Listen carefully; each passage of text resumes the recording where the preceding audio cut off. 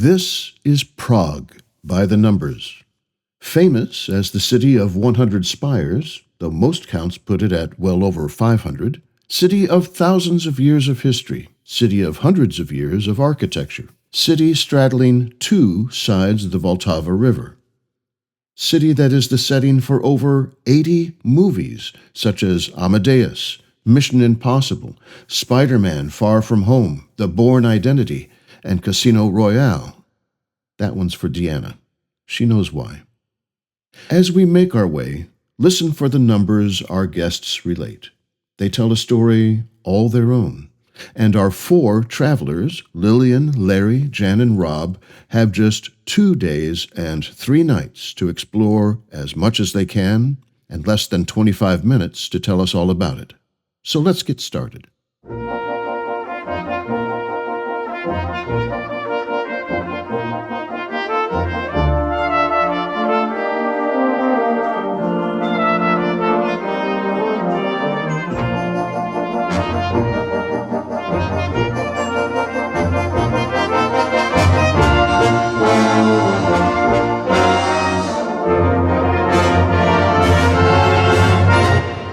Lillian and Larry joined us by way of video conference. When we had Jan and Rob's brother-in-law, Russ Dobney, with us, he told us a way to calculate people's age. And he said the longer the cruise, the older the clientele. So I would never do anything so gauche as to ask you your ages, but I will ask you, how long was this tour? We were 8 days on the Viking boat. Okay, so that's middle age, good. And we were 4 days pre and 2 days post. That's pushing retirement age. Okay, we're there. What did you do ahead of time to get yourself ready for Prague? First thing is, when you're looking at a pre-extension, that's a good idea to do, because if your flight is late or you have any issues, you've got that pre-extension. You don't worry about missing your ship. Then when you're looking at those pre-extensions, you'll see in very tiny little letters, fully guided, on some of them. And that fully guided means that you have someone that is with you every step of the way. So that being said, fully guided, you still want to know, you pay a lot of money for these things. So you still want to know what are we going to do when we get there, and what are we going to do in our free time? So number one, I watched a lot of videos. For example, there's somebody called The Honest Tour Guide. Very interesting. Rick Steves. And, when you watch these videos, then you get a feel for where you're going, and you have a sense of familiarity with the area. And then different guides stress different, for lack of a better word, attractions. So things that I learned from this: what to avoid at night, where not to be, what areas. There's a guide that talks about the beer and the food and the culture, and, what to eat, which food is actually touristy, which walk-up stands not to go to, the best streets in Prague, the best cafes, places that Rick Steves ate. Even though you have an excursion to the Castle District in Prague, to go into the castle or to go into St. Vitus Cathedral, have to have tickets. So these are things you learn ahead of time. There are walking tours out there that you can look at that will show you the best way to get around. I looked at what trams to take, 22 and 23, to get you from where the hotel was to Castle District or back. Different ways of walking through the city. Another thing I look at is, I always say this, when is the full moon? Some of the most beautiful things I remember is traveling and looking out at a full moon. Funicular in Prague, but it was closed. You learn this up front. So you're not walking over to something and then finding out, oh, it's closed, we've walked a mile. No. So this is why you do this research. The Strahov Monastery has a little restaurant, beautiful gallery and museum, and it's all walkable. Petrin Hill, that whole area is very walkable, but you learn that before you go. And you're not wasting time trying to figure out, well, now what are we going to do? We got an hour. Right. We don't roll that way. We make sure that we have more to do than we can possibly do.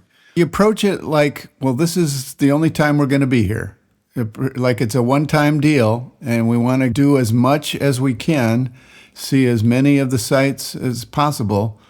And you can't do that if you don't know where you're going once you get there. And I know Lil and Jan did a lot of the legwork on this one. I don't have the color-coded map that Lil has, but I tried to get extra pens, but I failed. For instance, when we were in Prague, one of the places we went on a tour was up to the Castle Mount. Lil made a really important point that we are up there, we're seeing these things, but going into them wasn't part of the tour. Like you have to look for the small print. Like I wanted to go into that cathedral or I wanted to go into the monastery. They weren't part of the tour, just walking by or seeing them from afar. So we were able to get the tickets that we needed or plan to go to the monastery. One of my favorite ways to know what to do when you go someplace is when somebody else has been there and they talk about it, that kind of lights a fire in me. So Jim and Dee had been to Prague. They loved that city. And they stayed at that monastery that we got to go see. And they brought me back a T-shirt with a picture of the library. So if I have a chance, I'm going to go see that library. The libraries and cathedrals are the things that I'm interested in for both the architecture and the history of the place. So Prague is a city that is simply beautiful. Beautiful in the day, beautiful at night, the architecture. A special thing we did there was we both knew Einstein had spent time in that city, as had other Mozart. There were other people there, but Einstein ate at this one cafe, and apparently he was like a repeat customer. So as we researched that cafe and found out that actually it had good food, it wasn't just that Einstein had walked through the door, we knew we wanted to get to that cafe, and that's the place we went to eat. You know, they had signs up about when Einstein had been there. So what a cool thing to be able to go into a place, have a great meal, and know Einstein used to eat here and gather with friends. It was just, those are the kind of experiences that we share with Lil and Larry that they enrich the trip. We need more days in Prague or we have to go back. Yeah, that's true. That I was hoping that at Cafe Louvre that there was something in the food that boosted Einstein's brain power, and that would there because I thought I might come out a genius. Wouldn't that be great? I have a question about Prague. Was the opera house operating at the time you were there? I don't remember, Okay. except that we did not go in. I know that. That's I want us to go back to Prague to see an opera in the Estates Theater. I think that would be so cool. All right. So we went by the theater on the tour. They noted that Don Giovanni had been performed there, that Mozart had been there. So yeah, it was cool to go by and see it. We did as much as we could possibly do, and then we ran out of time in Prague, 2.5 days. And so that's why you need to go back and there's more to see. We never have a moment where we say, gosh, what are we going to do now? That never happens. No, that's true. One of the things that I enjoy about spending multiple days in a place is you get to see the city at night. That first day we got there, after our little orientation meeting with Martin, he took us right out. We went to Wenceslas Square, which was real close to the hotel, and just walking around at night, lots of people out, people going to eat, people just walking the streets. I enjoy the nighttime. Cities are lit up. Budapest is gorgeous at night with the buildings lit up the way they are. So I enjoy the nighttime, being able to just, wander at night. That's one of the benefits of going in November, December. You have shorter days. So you do experience the nighttime without having to be out extremely late. Yes. With as much as we do, actually walked, I believe, 69 miles. 69 miles. With as much as what we do, you can still experience the nighttime and the beauty of the city at night without being out super late. Yeah. So that's just the benefits of traveling in the winter or late fall. Yeah. Those cities are alive at night. There are all kinds of people, all ages, out and about the city. So obviously we're in a central area. I never felt unsafe. I felt like life was happening in the streets, and that's where you wanted to be. So that part of the experience to me is pretty rich. Yeah. Yeah. The next day, the first full day that we had in Prague, we went to the old town, and then across the Charles Bridge, and then up to the Castle Mount. And we did all that with the guide, but when we got up to the Castle Mount, we separated ourselves because we wanted to go to the Strahov Monastery and Library, which they never got to on that part of the tour. So we left them, and we did that on our own. You know, most of the places, if you want to go in and it's a charge for it, you can do that online. So I had gotten the tickets for the monastery and for the library. So we went there, and then we stopped and had a drink at the brewery that's part of the little restaurant that was part of that. Then we walked back to the hotel. We walk a lot. Go ahead, Larry. You were going to say something about walking. You see more when you're walking than you do on a bus. This trip in particular, we actually used the Viking buses as transportation to get us where we wanted to go. And then we would just tell the guide we're breaking away. And there's no pushback ever. I mean, they're fine with that. And they will also, something for people to know, if in any way you're slowed down, you're just not capable of doing all the walking and everything, they'll accommodate that. They'll provide a tour for you that's a slower pace. You'll maybe get a ride further to where you're going to go or a ride back for people that need that.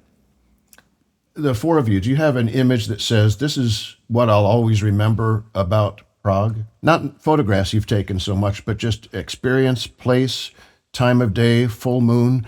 What comes to mind that says that is the heart and soul of what we did here in Prague? It's amazing because on my iPhone, every day it'll say, here's where you were a month ago or whatever. Here's an experience. And so for the Grand European, I was getting pictures of the four of us in different places. Well, this time I started getting them and I'm like, is that from a year ago? And then it'll say November 2025. We do take pictures of all of us together, and those are really special to me. There's a picture of the four of us before we walked the Charles Bridge. Yeah. Yes. Looking toward Castle Hill. Mm-hmm. You know, the views of the city from Castle Hill are amazing, but that picture of us getting ready to walk across the bridge, that's what I remember of Prague. It's just, it's stunning, you know? Mm-hmm.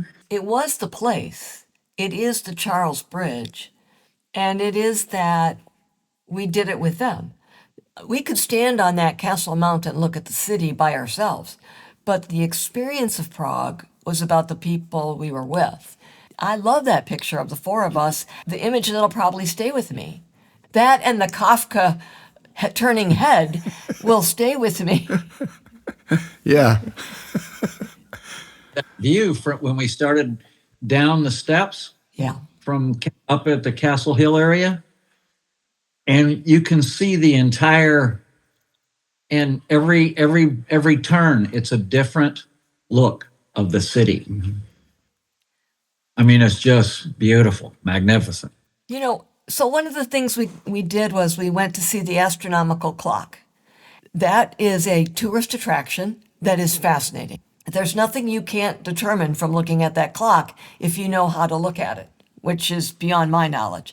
But it was great to go see. It's like you have to go see it because it's a big deal to see it, and it is fascinating.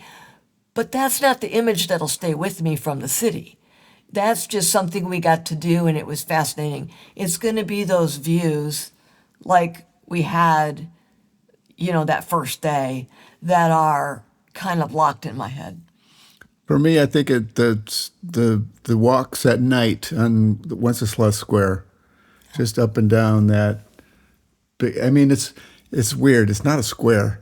It's a long street, you know, kind of, but it's all pedestrian. And it was, you know, it was a fall, brisk night. The building at the end was all lit up, and there's a statue of, I think it's Wenceslas, on the horse there. And there was a full moon. There was a full moon. There was a full moon. And I really enjoyed that area. By the way, I checked back through my notes on that first day where we did the walk through Old Town and then up to Castle Hill and then back down, and it says, and we took a 15-minute bathroom break and then we went to dinner. So that's how busy that day was. Yeah, that was a busy day. It was crazy. We do count on Lil's journaling to remember certain things. names of people, stuff like that. You mentioned something about a Kafka head. What was that? There's an artist who has created this.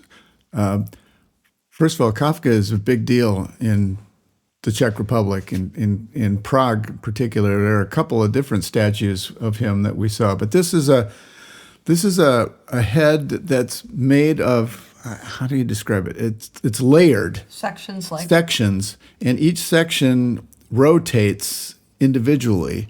It's like a stack of pancakes. Exactly, and it spins around, so it's his face facing you, and then all of a sudden it starts to turn, and then slowly the face turns a quarter turn or a half turn, and then it comes back, and then sometimes it rotates from the top and the bottom. It's just fascinating to watch. And then there's light displayed on it, so it changes color all the time. And we actually, I don't know, did we know about that beforehand? Was that something we knew beforehand, Lil? Yeah, Lil knew. We didn't know about it, but we stumbled upon it. Yes. It's one of those things, I don't know how to get to it from here, but somehow we knew we wanted to see it, but we weren't sure exactly, and we just stumbled on What it. happened was we were walking back from Cafe Louvre after our first night there. It was actually our first night in Prague. And we passed this alley, and the wind coming from the alley was so cold that I turned to see what it was, and it looked like there was a festival or a carnival or something down there at the end of the alley. And Rob and I were looking like, what is that? Because it was moving at the time. It's interesting. One of his main works is a book called, first of all, he wrote a lot of dark, surreal literature, none of which I've read because I don't go into the dark and surreal literature. But he wrote, one of his famous works is called Metamorphosis. And as I've thought about it, I've thought that head kind of captures what metamorphosis would be. It's that change that takes place. Lil, you must have thought of this too because you're smiling. Well, I know you can't see my phone, but I pulled it up, and yeah, it's a book about a man that wakes up and finds himself somehow transformed into an insect. And the book is about him trying to adapt to this new body. So that whole sculpture is it's called Metamorphosis, and it's sort of a nod to this book. Yeah. Yeah. Oh, is it called Metamorphosis? Not that. Yes. But there's another one that is called that. Okay. The one of him with the hole. And remember she said, can you find the insect? Oh, right. And it was in the base of forgot the about that. thing. Yeah. Anyway, art in any city like that is fascinating. And Upside down. the upside down horse. That I didn't know about that one. That one was very dark. King Wenceslas riding an upside down dead horse. It was kind of weird. A lot of people will meet and say, okay, we'll meet under the upside down horse, I guess, Actually, it's in Rick Steves' video, as I recall. Yes. We did the whole thing on foot, didn't we? Yeah, we would walk from the monastery. They had that little exit that took us down the hill where the vineyard was. Mm-hmm. We would go into the city that way. Yeah. From the monastery, you could look out and see the entire city. Yes. Yeah. Yeah. That's a great view. See some great views of like Petrin Tower. I read the latest Dan Brown book, which is set in Prague. Is it good? Yeah, it's Dan Brown. It's It's good. But a lot of the places, that tower is one of the focal points in the story. The American Embassy is one of the focal points in the story, which you can see from the castle. The Charles Bridge, all of that. Yeah, very interesting. So if you went back to Prague, what would take you back there? Well, we missed like the tunnel of books. Yes. Thank you, Larry. And we also we were so squeezed on time that we missed the castle inside the castle. But we did get the cathedral and we got the monastery. The castle's interesting because it's not a single building. We're told it's the largest castle complex in the world. There are lots of separate buildings, in it.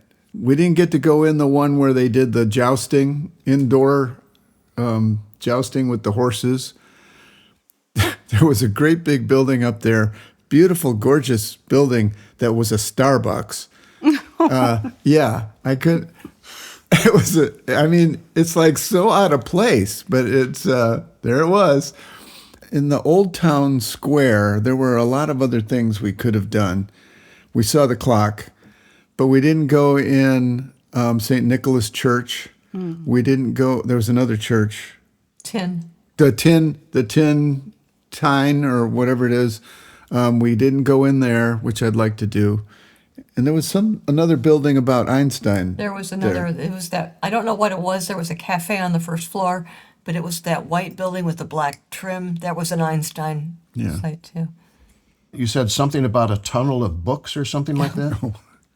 Jan will know more about that. What's the tunnel of books? The public library in Prague has this big tower that's made of books, and it's got an opening in the tower, and you can go and look in, and through mirrors, they've created this eternal tunnel down that you can look down and see books forever. I love seeing a line of people at a library. You know, that's a cool thing to me. So amazingly, there were so many people lined up, and they were taking so long to take their pictures that we didn't get to go and look down in that. I mean, we had other things that we had to do. So Lil and I went in so we could see it from outside, but we never got to look through and look down this image of all these books that go on forever. It's one of those, if you're in Prague, go see this tower of books. And we tried, but we just couldn't get our heads in the hole, so to speak. What's the number one thing to eat in Prague? Well, it's known for its beer.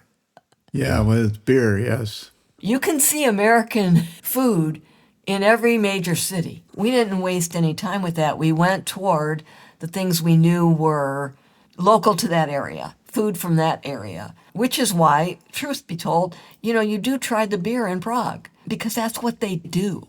So When you talk about Prague, though, we can't not talk about the second day in Prague when we went to the Jewish Quarter. Yes. And how moving that was to go to the Spanish synagogue where the Nazis stored all of the valuables that they took from the Jewish people.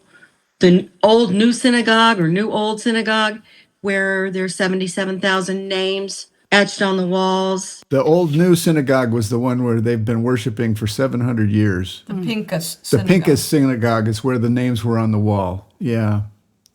80,000. Was that where the drawings were from the little kids? Yes. Yeah. From the children, They're- emotional, and feel like you're getting beat up when you that part of history and you're like, I don't understand how this. Yeah, the graveyards were the one graveyard in the Jewish Quarter where the bodies are buried 6 or 7 deep. Is it 7? Yeah. The tombstones are all leaning one on another because they didn't have the room, and so they stacked the bodies in there. It was ironic because our guide got emotional at one point during that tour, and she started tearing up, and then we're like, And so there's quite a history there in Prague that is something that probably all should know. One of the great things I think about the places that we've gone on both of these tours is there's been a focus of the Jewish people in every community. We've been very impacted by being able to go and see those places as opposed to learning about them from the States. When you're looking at history and you're looking across at, say, Germany and what happened during World War II, you have a certain view of it.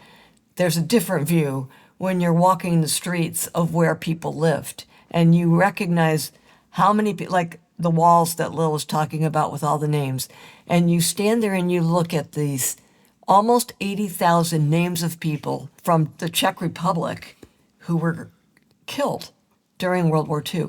And Larry mentioned the children's art. There's an art display there of children who were in a concentration camp. And there's this one, I only took one picture, but it was a picture of kids playing in a playground, color picture that they had drawn. And then there's just this black crayon mark that went through all of it. And I'm thinking, what is a child experiencing that's their view of life at that moment? So All of those things enrich my understanding of history and also my understanding of that place where a whole population of people were, I don't know the word. Exterminated. Well, there's that word. Yeah. There was a woman artist, an art teacher. She volunteered, obviously, to help the children with art. And so all these different works of art she managed to save, or she left there. And she left there to join her husband, who she knew was going to be killed. And so, because she didn't want to go on without him. Yeah.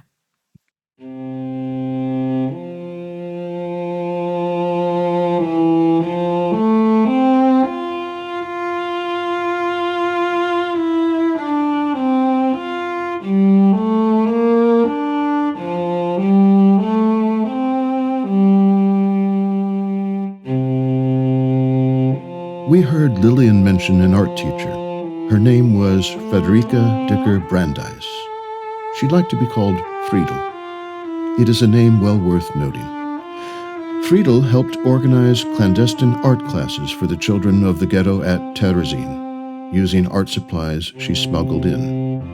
As we've heard, some of the children's art is preserved today in Prague's Jewish Museum. Of the 660 child artists represented there, 550 were murdered by the Holocaust. Lillian noted that when Friedl's husband Pavel Brandeis was taken to Auschwitz to face extermination, Friedl volunteered for the next transport so that she could be with him there. But before boarding, she left 2 suitcases containing 4,500 of the children's drawings to the care of the girls' home, where they were hidden in an attic until after the war. Friedl arrived at Auschwitz on October 8, 1944. She was murdered there the next day. Her husband Pavel survived the Holocaust, living until 1971. Next week, Lillian, Larry, Jan, and Rob revisit Nuremberg. After his first visit, Larry said he would like to give Nuremberg a second chance, which they all did. And what they found this time around was a very different experience. So I'm calling next week's episode A Tale of Two Cities. Thank you for your company today. We hope you'll join us again as we are making our way. Until next time.